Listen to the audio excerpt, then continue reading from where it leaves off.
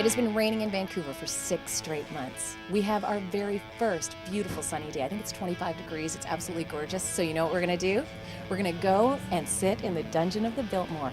Fabulous location for live music, I must say. For the first time that the top 20 for the Peak Performance Project are ever going to be together. It is such an amazing year for music. You can just feel it already with the energy.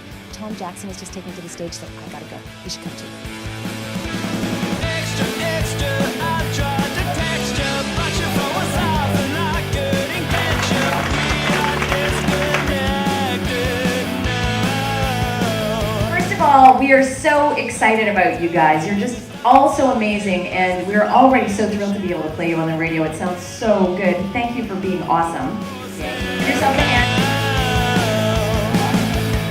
For us at the Peak, we've only been on the air for 18 months, but a big part of the reason that we're here is because we do have the Peak Performance Project. But the tweeting and the Facebooking and the MySpacing out of there created this kind of wacky energy. Like, for example, when you guys were announced in the top 20 for the Peak Performance Project, Peak Performance trended on Twitter, which is amazing. It was like the number 5 thing that was talked about in Canada on Twitter. But you guys did that, so thank you. Thank you for that. I'm really excited to be here today. Even if we do get to spend 10 hours in the dark Biltmore Cabaret, the weather is a good sign of things to come. A great kickoff so far. It's like a party. You know what people have told us? They said the whale is so big. Why do they need the Peak Performance Project? We've heard that from several people, and I'd like to get your perception of that. I would love to not have to go to work tomorrow, at my day job, and I'd love to be able to sit down and write songs all day long, every day, and that's what I love doing, and that's what I hope to be able to do someday. So this is just a kick in the pants and get us started. So tell me what it was like when you found it. Were you listening to the Peak when you heard about it? No? No, I'm a nanny by day, and I was dropping off one of the children I watch, and I got a text message from a friend saying, I just heard you got a place in the Peak Performance Project, and I was like, oh. And I was excited, but I was like, maybe it's not true. I didn't get an email. Maybe it was like an honorable mention or something. I don't know. I don't think there's anything you can come out of it with that isn't positive at this point, so it's pretty exciting. So happy to have you, Jess, and now I think you have to go learn from Tom Jackson. You're being recognized as people are walking down the street. Is that more and more regular for you? Sometimes. Maybe more so in Vancouver than anywhere else, but...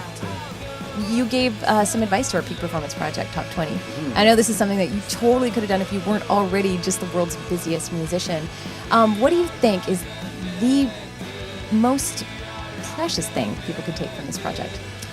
The community aspect. I mean, you get 50 like-minded musicians in a room, and you never know what other bands are going to spawn from people that they meet together in there, and tours that could happen.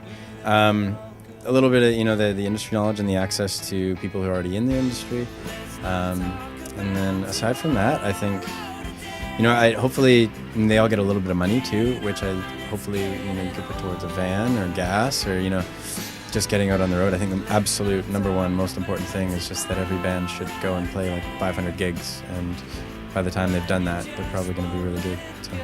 You are. Well, you are. You're the best. No, I'm pretty sure you are. You will not believe it. Like, I'm not kidding you. Sitting there and watching the transformation, it was like going from, pretty good to, oh my God, they're stars. Like, seriously, it was that cool. And for you to be able to actually be asked to do more, what was that like? Getting permission again, because I've dummied it down for so many years because we used to play really small clubs, so it's like this. And then to give permission to let out your inner rock star, let it rip. The beginning was a little bit touch and go. We had a little miscommunication at the beginning, so it was quite a room to improve from there. So yeah, it was great. It was a lot of fun. What I found fascinating was watching you with Parlor Steps, where you took a band that was good to one that you could see serious rock star potential. Does that always happen? Yes.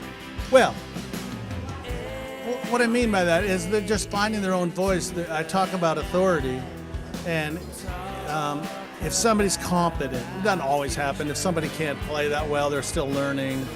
But no, with a band that is that good, yes, it can always happen as long as they're willing to make those changes. I've seen way too many acts that are signed, that have the recording, that have the deal, that they send their stuff out to radio and it doesn't work, and the record company says goodbye, and the groups they're done. this is the kind of help they need. Everybody needs encouragement. A little bit of money helps. And opportunity. Now, the ones that are going to be smart are the ones that take advantage of the opportunity and step up to the plate. It's like you got to do more than just play really good music, and I think that's what's really important about this whole project is that you guys are, like grooming and helping the artists as opposed to just being like, who's the best band? It's like you're helping them become the best band that they can be, and whoever takes the opportunity and runs with it the hardest and does it wins. Well, winning promotion of the year at CMW was a great, kind of just example of how well that it's done. Like not only locally but internationally, how much acclaim it's had and how much people have taken notice.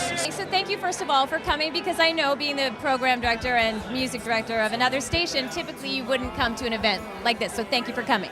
I just wanted to get from your perspective what you think both of our projects are doing for the community.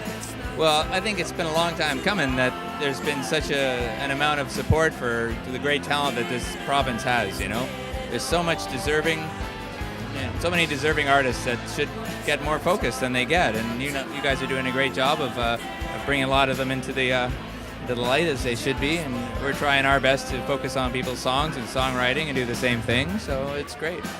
Just won't let it go. No, you just won't.